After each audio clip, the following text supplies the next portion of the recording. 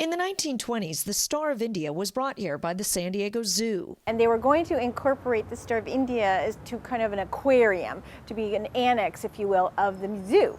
And it just never came to pass. So the plan was to scrap the very dilapidated ship. That is until the 1940s, when the San Diego Maritime Museum was formed. The nonprofit and its volunteers took over, refurbishing and maintaining the ship using authentic methods of restoration. This is called the capstan. We use this to raise and lower the sails. The ship is operated by manpower only.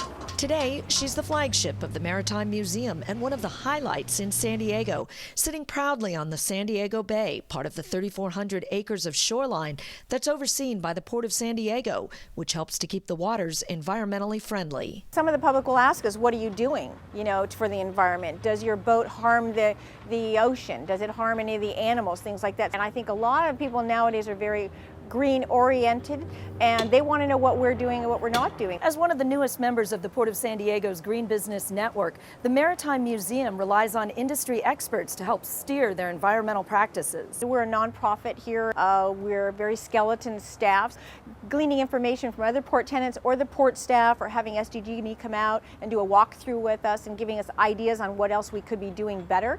We're open to. We want to do our part in as big a possible way as that we can. Everywhere in the museum are fluorescent lights, and our regular light bulbs are being replaced by these energy-efficient, energy-saving bulbs. We use very little power around here. Like I say, we do as much as we can by hand, so we try to reduce our energy use as much as possible with the manpower that we have.